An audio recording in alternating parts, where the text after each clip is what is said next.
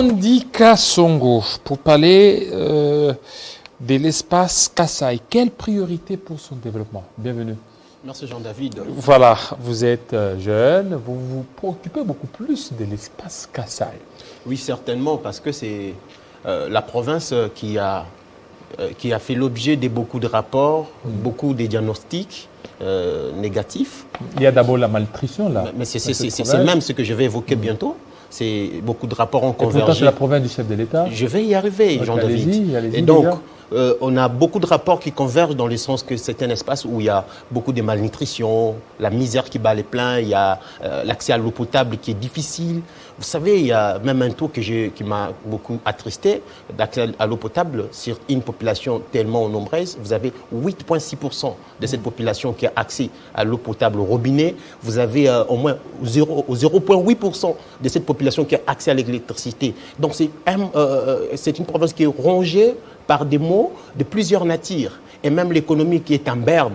Vous savez, c'est une province où aujourd'hui, même les acteurs économiques, la plupart préfèrent aller s'installer ailleurs que rester là-bas. Parce que l'économie est en berne aujourd'hui, ils ne savent pas progresser. Et je vais vous surprendre, Jean-David. C'est depuis 2005 que cette province a connu sa dernière croissance. 2005. Depuis 2005, je dis bien. 2005, la province du Kasaï a connu sa dernière croissance. Pourquoi? Parce que si vous lisez les rapports des banques mondiales en 2005, on vous dit que c'est une province qui avait au moins 2202 kilomètres des routes d'intérêt provincial. Aujourd'hui, nous n'avons plus les mêmes réseaux de routes d'intérêt provincial. Je salue ici la personne de l'ancien gouverneur de l'époque, M.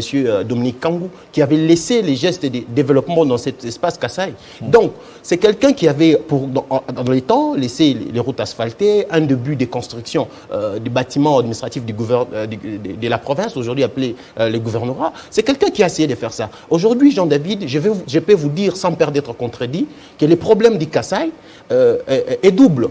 Il est double dans quel sens? Parce que là-bas, tout ce qu'on nous a montré par tous ces rapports et ces diagnostics qui sont posés par différents acteurs politiques, économiques, sociaux, et même la Banque mondiale, pour moi, je considère que c'est les symptômes même du problème, mais le problème est ailleurs. Le problème, il est certainement financier en premier lieu, et il y a aussi les problèmes des carences, des management, des qualités, l'absence de management des qualités dans cette province. Pourquoi je dis qu'il y a les problèmes le premier problème, c'est d'abord les problèmes financiers, parce que dans cette province, monsieur Jean-David, aujourd'hui, il faut dire que la qualité des finances publiques de cette province reste à désirer. Vous imaginez cette province, on a déposé la loi, l'édit budgétaire, 105 millions de dollars. 105 millions pour cette province. Pour cette province. Alors qu'ailleurs, déjà, on parle de 300, par exemple, Maïndombe, voilà, qui est là, une province... Imaginez-vous, monsieur David, est-ce que vous savez, je vais vous rappeler, je suis financier de formation, j'ai fait mes études à l'École nationale des finances, je vous dis très bien que toute nation que vous voyez, tout pays, même toute province, est d'abord fortement lié à quoi? À l'argent. Les fonctionnements de ces nations, les fonctionnements de toutes ces provinces, c'est fortement lié à l'argent. Ce qui veut dire que peu importe votre politique publique retenue, peu importe votre bonne volonté, si vous n'avez pas de moyens, si vous n'avez pas d'argent, vous ne pouvez pas financer vos actions retenues. Vous ne pouvez pas réaliser votre politique publique retenue. Donc, c'est la grande difficulté. Qu'est-ce que je propose pour cet espace? Aujourd'hui, je pense qu'il est temps. D'ailleurs, je félicite l'organisation des élections des gouverneurs qui seront bientôt effectives. Au mois de janvier. Au mois de janvier, bien sûr. Certainement, on a dit échelonner cela ou proroger la date suite à la demande du VPM de l'Intérieur. Mais j'encourage aussi beaucoup plus la candidature d'un monsieur, monsieur David Moukeba. Pour moi, que je pense que c'est une candidature qui est excellente pour... Alors, qu'est-ce qui fait que... Bon, c'est bien, vous parlez de David Moukeba, mais aujourd'hui, il y a le président de la République qui est là, il y a le président de la République. Dans beaucoup d'institutions actuellement, il y a les ressortissants du Kasaï, mais qu'est-ce qui fait que le Kasaï est toujours à la traîne? Le Kasaï ne parvient pas certainement à se développer comme il se doit. Vous avez d'ailleurs relevé la malnutrition, il y a un problème financier, il y a trop d'histoires. Est-ce la mauvaise foi? Ou il y a autre chose derrière ça? Non, mais ce n'est pas de la mauvaise foi. Je vous ai dit que le problème du Kasaï, il est double. Quand j'ai parlé du problème financier, j'ai dit aussi qu'il y a carence de management de qualité qui fait preuve. Il y a près de 2 décennies, monsieur David, cette province fait preuve d'une carence d'un leadership de qualité. Et ça, ça ne peut pas amener la province au développement. Parce que vous imaginez, quand vous devenez aujourd'hui gestionnaire d'une province, vous êtes responsable d'une institution, vous ne venez pas pour vous plaindre. Vous avez certainement un programme. C'est pourquoi je vous ai dit que je soutiens la candidature d'un monsieur, M. Moukeba. Pourquoi je soutiens cette Mais lui, il n'a jamais géré. Mais non, mais écoutez, il va apporter non, quoi c'est une erreur de dire qu'il n'a jamais géré. Je vais vous rappeler ici que c'est un ingénieur en bâtiment. C'est quelqu'un qui est habitué dans son quotidien à faire quoi? Mais ils sont plusieurs là, hein. Ils sont plusieurs. Non, mais oui, ils sont plusieurs, mais chacun a sa part de responsabilité, chacun a son programme. Je suis tombé amoureux de cette candidature sur base du programme. C'est quoi ce programme? Mais écoutez, c'est quelqu'un qui commence d'abord par réfléchir aux problèmes qui touchent les Kasaï. Je vous ai dit tantôt ici qu'il a pensé aux problèmes qui touchent les Kasaï. Probablement, c'est quoi? Il a trouvé qu'il y a d'abord un problème financier, il y a aussi l'absence de ces managements de qualité. C'est pourquoi dans son programme, il entrevoit de faire d'abord la redynamisation et l'assainissement des finances publiques provinciales pour pouvoir accumuler les richesses au compte, les comptes uniques du Trésor, pour pouvoir rencontrer les attentes et préoccupations de cette population. Et ça, c'est un avantage. Quelqu'un qui vient en réfléchir. Vous savez, les Kassai orientales, si vous lisez dans l'histoire, les Kassai orientales est axé d'abord sur les secteurs primaires, parce que nous en avons trois. Les secteurs primaires, secondaires et tertiaires. Dans le secteur primaire, il y a trois composants. Il y a d'abord, premièrement, la première composante, les mines, nous avons l'agriculture et l'élevage. Aujourd'hui, dans ce programme, il pense relever les deux autres composantes qui sont restées aujourd'hui en veille. C'est un programme encourageant. Parce que moi, je pense qu'aujourd'hui, quand on vient en tant que gestionnaire, on ne se plaint pas quand on a un programme axé sur les résultats. Quand on a un programme qui a déjà défini en avance les résultats attendus, on ne vient pas dire, bon, écoutez, nous ne recevons pas de la rétrocession, nous n'avons pas réussi la subvention de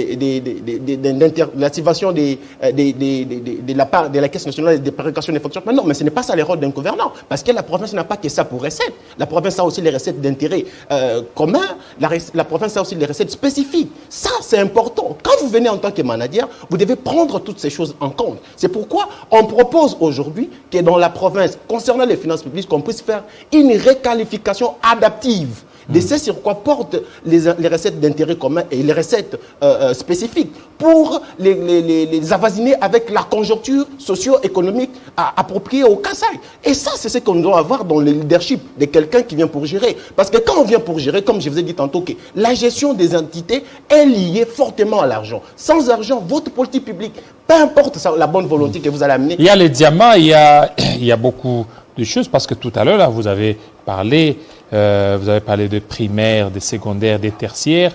Et au niveau des primaires, vous avez évoqué les mines, l'agriculture ainsi que l'élevage. Mais il vous souviendra que cette province, il y a beaucoup de potentialités, mais ces potentialités n'arrivent pas à être bien exploitées. Ben c'est ça.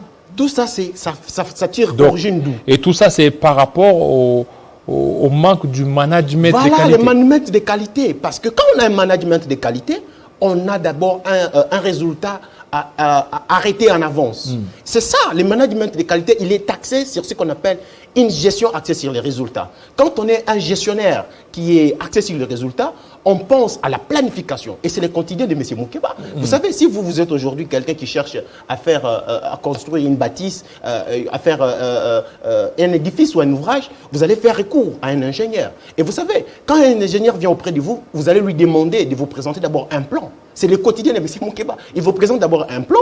Après son plan, il va commencer à vous rendre compte de tout ce qu'il fait quotidiennement. Et ça, c'est déjà quelqu'un qui a déjà incurgité ce genre de méthode.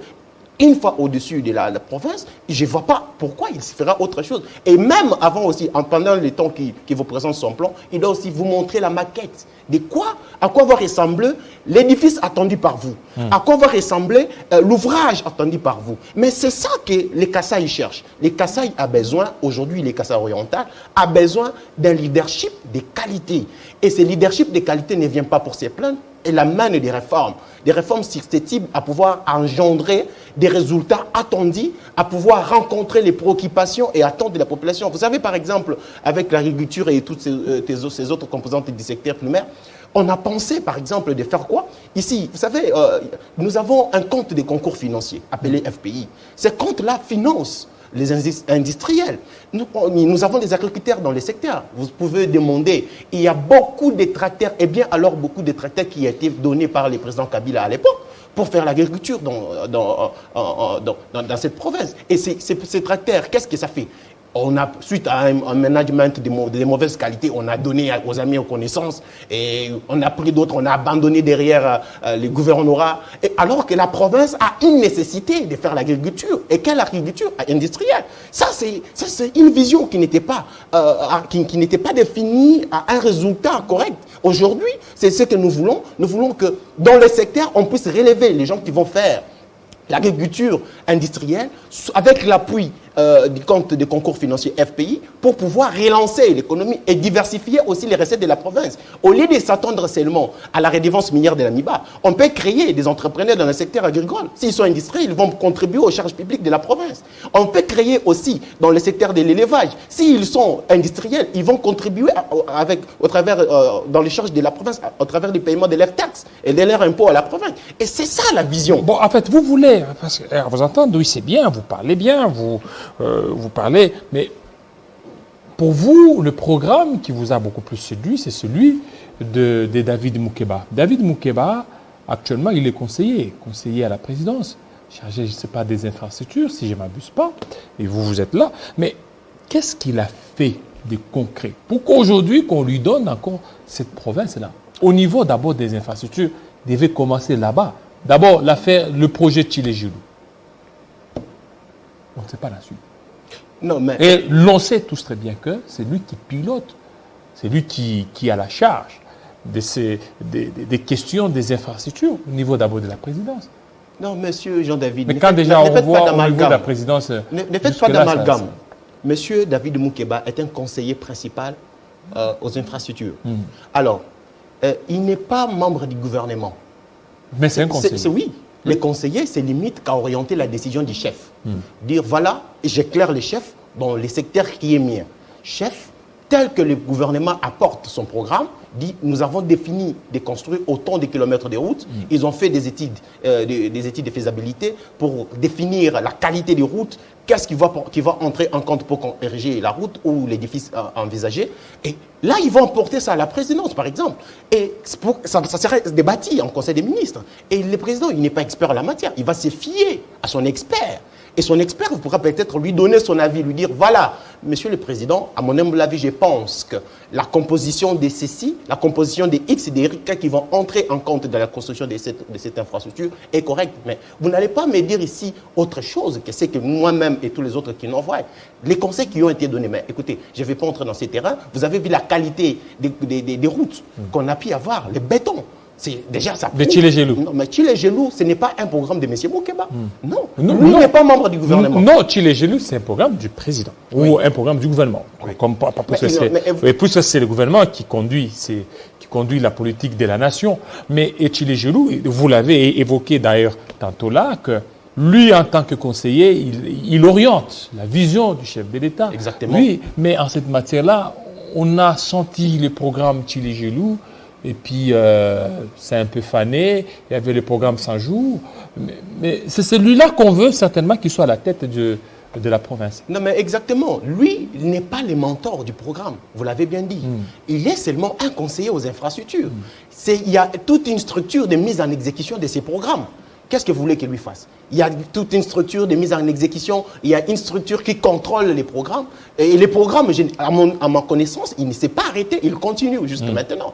Et s'il y a peut-être un ralentissement, c'est peut-être pour des raisons appropriées et ça va reprendre. Parce que je sais que le chef de l'État s'est investi dans les changements qu'il ne pourra pas accepter que ces programmes puissent connaître la destruction. Ça, c'est une question... non, ça ne va pas exclure, ça ne va pas faire que M. Moukeba, qui a des ambitions électives ou qui cherche à devenir gouverneur, puisse ne pas se représenter, non. Est-ce qu'aujourd'hui, on peut dire que la province est oubliée? Non, la province n'est pas oubliée, mais la province est seulement entre les mauvaises mains. Entre les mauvaises mains. Oui. Mais pourquoi le chef de l'État, il ne s'est jamais rendu au niveau du Kasaï? Ça relève du pouvoir discrétionnaire du chef. Ce n'est pas nous qui allons définir la direction et la destination du chef. Oui, c'est le chef qui définit. Quand même, il devrait aller là parce qu'on l'a vu plus d'une fois. Il a été au Katanga, il a été à Kolwezi, il a été à Lubumbashi ou au Katanga. Il a été à Goma, on l'a vu à Goma. Mais il y a des alertes au niveau du Kasaï. Au début de votre intervention, vous avez relevé de la malnutrition. C'est qu'aujourd'hui, le chef de l'État prône le social. Le social, c'est tenir compte aussi des enfants qui souffrent là de la malnutrition. Je ne pense pas que le chef de l'État a oublié ses coins. Les chefs de l'État pensent aux coins, pas seulement les Kasaï, mais au Congo tout entier, au travers les gouvernements qui définissent un budget, qui est un plan national ou qui est un plan annuel national. Et dans les budgets, je ne pense pas qu'on a oublié les Kasaï. Vous allez trouver certainement des lignes budgétaires où on a arrêté de faire certaines actions dans les Kasaï. Est-ce que c'est suffisant? Parce que, et vous aviez parlé, il y a un problème financier là. Si déjà au niveau des édits, ça pose des sérieux problèmes, est-ce qu'au niveau des budgets, ce qui est alloué à la province, ça pourra certainement répondre à ça? Mais voilà, c'est pourquoi je vais rencontrer votre préoccupation. Vous savez, la loi des finances elle-même définit déjà. Elle dit qu'il y a les finances publiques du pouvoir central, des provinces et des entités territoriales décentralisées. Les Kasaï a les recettes. Les recettes des provinces sont reconnues par la loi. Et c'est pourquoi, vous allez voir, vous savez, la province fonctionne, elle n'est pas une entité territoriale décentralisée. Elle fonctionne avec statut propre des provinces et elle a une autonomie de gestion et une libre administration. Et là aussi une autonomie fiscale et financière. C'est pourquoi vous allez trouver que dans chaque province, la province a au moins une régie provinciale. Les cas des villes-provinces de Kinshasa, vous avez la DGRK, qui est une régie provinciale de la province, qui va générer des recettes pour la province. C'est même pour ça que j'interviens en disant qu'il y a des réformes qu'il faut faire, qu'il faut assainir les finances publiques kassaïennes, de l'espace Kasaï oriental. Pourquoi? Parce que quand vous faites des réformes, quand vous assainissez les finances publiques, ça vous permet d'accumuler les richesses au compte unique et ça va permettre aussi que vous puissiez affecter aux dépenses qui sont jugées prioritaires ou qui sont jugées imminentes pour la province. Et c'est ça que nous pensons faire. Mais dire que le chef de l'État a oublié les Kasaï, c'est trop fort parce que dans le budget, il y a des lignes qui sont consacrées aux Kasaï. Et il faut aussi dire que le pouvoir central ne prend pas en compte les provinces, ne prend pas en charge les provinces entièrement. Non. Et dans le discours de l'État de la Nation, vous êtes retrouvé? Vous avez suivi les discours? J'ai suivi les discours du chef de l'État. C'était un bon discours. Non, est-ce que la province, quand vous avez suivi, la province s'est retrouvée dans ce discours? Bon, écoutez, le discours, c'était un discours d'État de la Nation. Ce n'était pas un discours d'État de la province. Oui, mais dans l'État de la Nation, il a eu à citer certains secteurs importants de la province. Mais vous savez qu'il a cité beaucoup plus les coins où il y a les massacres. Il a cité les coins où il y a mort d'hommes. Il n'y a pas une criolité, il n'y a pas la malnutrition est là. Il y a la malnutrition. La malnutrition, oui, mais on lutte. Les enfants meurent. On lutte contre les ça. Enfants meurent. On lutte contre ça. C'est pourquoi. Est-ce que vous tenez compte de ça aussi? Mais écoutez, de cet aspect humanitaire. Je vous ai dit que on envisage faire l'agriculture industrielle. Et cette agriculture industrielle va répondre bien sûr à ça. Et vous savez, j'ai suivi sur vos antennes, vous avez réussi l'honorable Kassanji qui vous a dit qu'il y a un programme qui est arrêté de faire un parc agro-industriel en Gandajika. C'est pour rencontrer ces problèmes, c'est pour solutionner cette difficulté. Et ça, on n'exclut pas les Kasaï. Et le discours d'État de la Nation n'était pas un discours d'État de la province, mais plutôt c'était un discours d'État de la Nation concernant toutes les provinces. Et si le chef de l'État a pu relever certaines provinces, c'est parce qu'il a jugé que les situations qui s'est passées dans ces coins sont beaucoup plus importantes, sont beaucoup plus difficiles. Ça touche à la vie humaine qui est une vie sacrée. Merci. Merci beaucoup, M. Andy. Je vous en prie, Jean. De votre passage. Merci, fidèles téléspectateurs. Vous avez été nombreux à nous suivre tout à l'heure ou tout de suite. Ça sera la grande édition d'Arlette Boutella. Restez branchés sur Télé 50. À très bientôt.